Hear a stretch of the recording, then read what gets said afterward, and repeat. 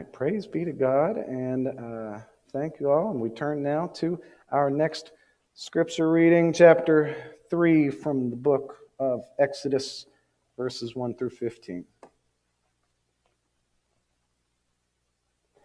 Now Moses, tending the flock of his father-in-law Jethro, priest of Midian, he drove the flock into the wilderness and came to Horeb, the mountain of God.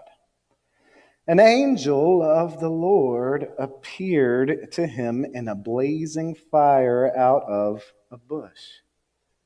He gazed, and there was a bush all aflame, yet the bush was not consumed. Moses said, "I must turn aside to look at this marvelous sight. Why doesn't the bush burn up?" When the Lord saw that he had turned aside to look, God called to him out of the bush, "Moses, Moses." He answered, "Here I am." He said, "Do not come closer. Remove your sandals from your feet, for the place on which you stand is holy ground." "I am," he said, "the God of your father, the God of Abraham, the God of Isaac, the God of Jacob." Moses hid his face, for he was afraid to look at God. And the Lord continued, "I have marked well the plight of my people in Egypt, and have heeded their outcry because of their taskmasters. Yes, I am mindful of their sufferings. I have come down to rescue them from the Egyptians, and to bring them out of that land to a good and spacious land, a land flowing with milk and honey, the region of the Canaanites, the Hittites, the Amorites, the Perizzites, the Hivites, and the Jebusites. Now the cry of the Israelites has reached me. Moreover, I have seen how the Egyptians oppressed them. Come, therefore, I will send you to Pharaoh, and you shall free my people, the Israelites, from Egypt."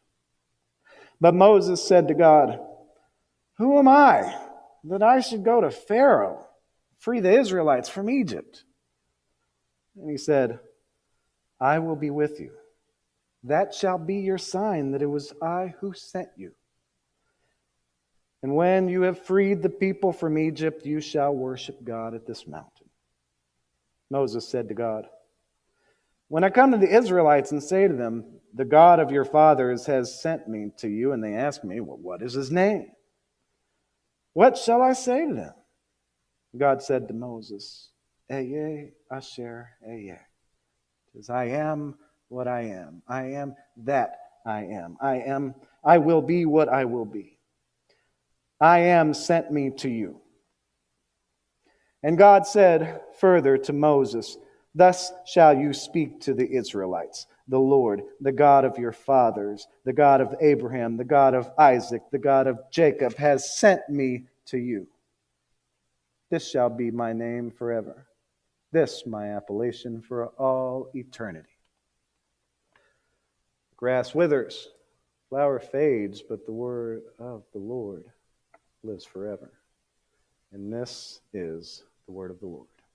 Thanks be to God. I will get by. Do-dum-dum-dum-dum. Anybody recognize that Grateful Dead song? No? Anybody? All right. Well, that's the scripture brought that song to my mind. You know, if there is anything in all creation that could help us know that we will get by, that we will be all right, that we will survive in whatever form, of course. If there's anything that could help us know that, it's seeing God all around us. Now, I don't know if Grateful Dead had anything religious at all behind their song. That's kind of beside the point. It's just a song about hope. With hope moving forward amidst the complexities and the dark realities of life. One might imagine Moses as he was in a complex and dark time in his life, where we pick up in the story today. Last week, we read about his miraculous birth, a God-given sign of hope for the people the Hebrews, along with other God-given signs of hope, like those women who made a straight path for Moses to survive a genocide of young Hebrew boys in Egypt. Since then, Moses has been growing up in Pharaoh's household until one day he got old enough that he came to this realization about the suffering of his Hebrew brothers and sisters. One day, an Egyptian taskmaster was beating a Hebrew slave as if that Hebrew's life didn't matter. Moses got so angry that he rose up in his anger and struck down that Egyptian taskmaster. In his anger, he killed that Egyptian, responding to that man's brutality with brutality of his own. To him, that Egyptian's life didn't matter. We know murder is not okay, just as we know that the Egyptians' cruelty toward the Hebrew was not okay. Moses' violent response only made things more complicated. People of faith, we might wonder sometimes in the Bible, because the Bible can make us wonder and leave questions hanging sometimes. Why didn't Moses ever get in trouble? Why didn't God have a stern talking to him about the whole killing the Egyptian thing? Never really got in trouble, even though we already know in the Bible that murder isn't good. I mean, we could fall back to a default answer and say, well, the commandments weren't given yet, so technically the rule wasn't there or something. Or we could just notice how sometimes not every questionable thing in the Bible is dealt with as right or wrong, but left there for us to see how much more complicated life gets because of those things. Well, in Moses' case, he had to run away from home. His life got a lot more complicated. He couldn't just go to his friend's house around the block like a young person might do when running away. He had to go far away. He had to leave Egypt completely. Moses was fleeing, and he came upon a well.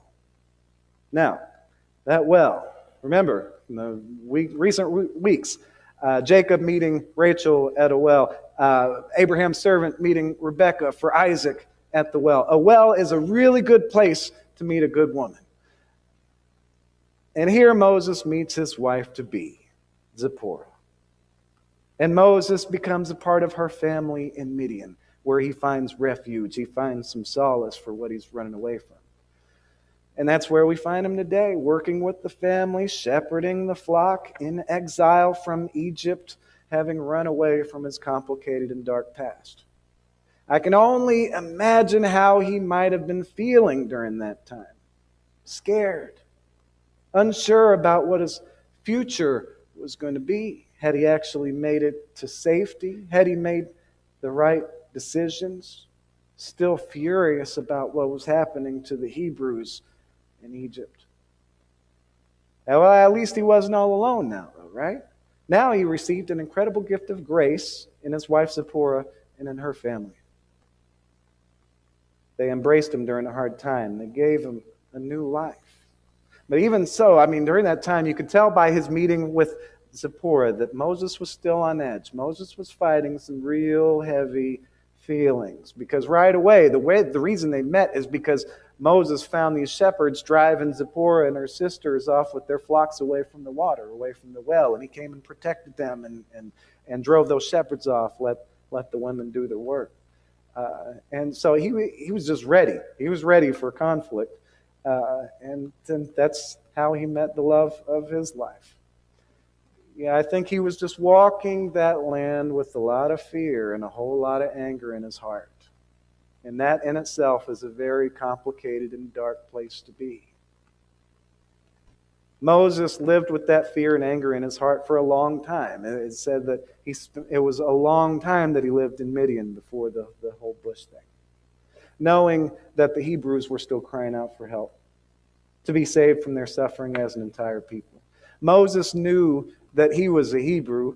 He must have, even though he was raised in Egypt. It didn't ever take that away. Raised in Pharaoh's household. There still must have been kind of a difference between him and the Pharaoh's other children. He must have known he was Hebrew, especially how he felt about what was happening to the Hebrews. And despite being a tough guy, Moses also knew that there was really nothing he could do to change that situation in Egypt. It was too big. He didn't have enough of whatever it would take to fix that problem. Now, in this complicated and dark place where Moses is at, a bush lights up with fire. Now, when he ran across this, he probably wasn't skipping along, happy-go-lucky, whistling Grateful Dead songs. The songs that people sing under bondage and oppression, and as people heartbroken, fearful, and angry over that bondage and oppression of others, such songs often sound more like the hymn we just sang. Let my people go. Something in a minor key, reflecting the hardships of life, yet how we must keep on moving. Like wade in the water. Wade in the water.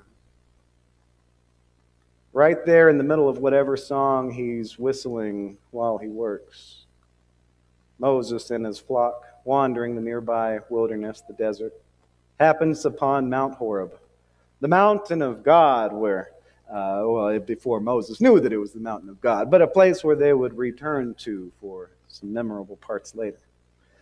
An angel of the Lord appeared in that blazing fire out of a bush. And this wasn't just any fire, like Dr. Nam describes in his commentary. I've mentioned before, a great professor. Fires take a lot of fuel to burn, right? If you ever had a campfire, you know that you have to keep putting wood on there, keep putting wood on there, keep putting wood on there. It's going to go out. It needs a lot of fuel to keep burning. Here, Moses is seeing this marvelous sight of this bush that just keeps burning and burning and burning, and it's not burning anything up. It's got endless fuel. It doesn't even need the bush for fuel.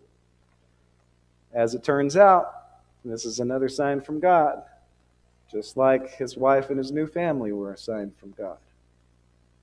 God's really got his attention with this one, though. There's no missing this one. Moses standing fascinated before this bush. And he hears this voice speak to him. Moses, Moses, here I am, he says. I wonder what he was thinking. I wonder who he thought he was talking to. I wonder if he knew anything about God at this time, because God makes such a big entrance into his life right here. Don't come any closer. Remove your sandals. You're standing on holy ground. And God explains, I am the God of your fathers, Abraham, Isaac, and Jacob. After that, Moses hid his face. He was afraid to look directly at God. Immediately, he realized that he is in the presence of someone so much greater than himself, so much bigger and more powerful and more wise and everything, so much more than even himself, much more than Egypt or anything he's ever seen. He knew he was in the presence of something special. Just then, Moses finds out what all this is about. It's the same thing that Moses has been upset about. The suffering of the Hebrews in Egypt. He learns that God has come down to rescue the people from their suffering, to lead them to a new place, to a better place, a place of health, a place of happiness, a place of joy, a place of life. And that God wants Moses to be the one to meet Pharaoh face to face to work things out. Moses, still fearful of what awaits him in Egypt, he makes excuses. Who am I to go do that? And God says, basically, this is my version, doesn't matter. I will be with you. I am with you. I chose you, and I'll be with you. That's all you need. Period. Moses is like, all right, well, who are you again? What's your name? What am I supposed to say? I don't even know you. And then God says, I am who I am. I will be who I will be. That phrase that you saw in the Hebrew reading, that is basically put there because this is something that can't be translated very well, and you'll find different translated in different texts and different versions. Basically, It's connected with this root of being, to be. So God is always in motion. God is always being. God is always acting. God is always doing. This is the very heart, the very character of God, what God's name describes. And God says, if anyone tells them, if anyone asks you, tell them, I am sent you. All right, that doesn't sound weird at all, so I'm glad God also gave another clarification. Now, no, clarify for the Hebrews, I am the God of your fathers, Abraham, Isaac, and Jacob. Then they'll know what you're talking about. Of course, the conversation goes on some more. Moses needs a little more convincing. He finally accepts his call to go. And this now is really where that song that we sang, Go Down Moses, comes in.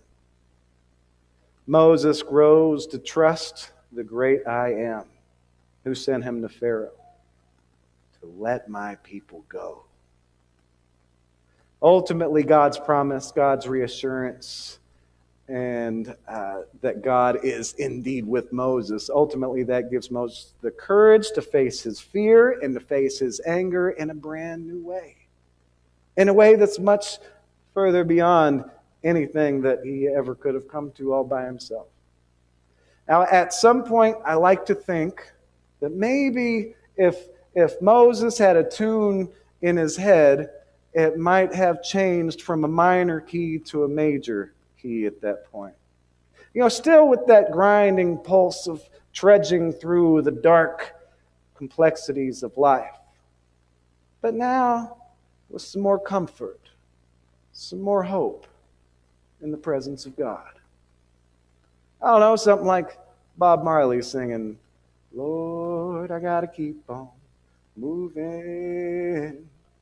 Lord, I gotta get on down.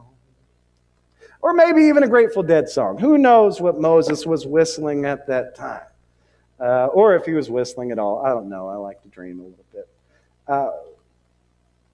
But Moses realized that God was not only with him, but that God was with all his people at that time. He didn't only realize that he's not alone, he realized that him and none of his people are alone. And he gained this courage to walk into that lion's den, perhaps whistling a tune, something sounding like, I will get by. Ultimately becoming, we will get by. Something divine in that. I don't know. Maybe after hearing God's call with the new hopeful thought of his people being freed from the evils of their suffering, maybe it was more like a Rush song. Maybe pumped up, right? Phil knows Seth knows what I'm talking about. Yes. So, the feeling the Spirit of the Lord can do that to you. Get you pumped up. Maybe that's where Moses was. Maybe he was pumped up, ready to go. Whatever music might actually reflect Moses' feelings at that time, I pray that God fills us with more and more of whatever it was that filled Moses. Because once God called him, even with all those burdens hanging heavy on his heart, even with all those excuses and objections, he went. He went where God called him to go, straight into the lion's den in Egypt, to face down Pharaoh, but this time not with the violence of his hands. This time with the Spirit of the Lord. He goes there, he stands with God to end the suffering of his people. The sign he needed, he got from God in that bush. He got other signs along the way, but he got the one that really gave him the kick that he needed in that bush. We all get signs that we need to know that God is around us, that God is with us. And we've got more than what it takes to follow in God's will, walking with the Lord. And going forward in God's love. There's a very real hope for us in this world. Despite the craziness, despite the virus, despite the violence, despite everybody fussing at each other, there's real hope for us. The picture you see now is one of Patty's. Patty's one of our beloved congregation members. Patty is really good about seeing the marvelous and creative work of God right in front of her, all around her in her life. And she gets these great shots. She puts them on Facebook, so that's where I got that. You can find it too. And it's just a great shot of a beautiful butterfly in her yard. I pray that we're all paying close attention like that. There's a lot of way that God's presence is revealed to us. It doesn't always take a burning bush to open our eyes to the Spirit of the Lord. And I pray that by seeing, by hearing, by feeling the great I am among us, right here next to you and me, within us, above us, below us, with us. I pray that we will be filled with the courage that it takes to stand for love and life in this world, right in the face of even the most complex and darkest evils the world has to offer. God gave Moses a sign. God gave you a sign. God's given me a sign. God has given us a sign. And God is still giving us signs every day that God is right here with us. Just like Moses, we've got a lot riding on our shoulders as people of the Lord. It's nothing small to be called into. But we know that with the Lord's help, we will get by. God bless you in seeing your signs from the Lord. And God bless you in doing God's work of love and life on this earth.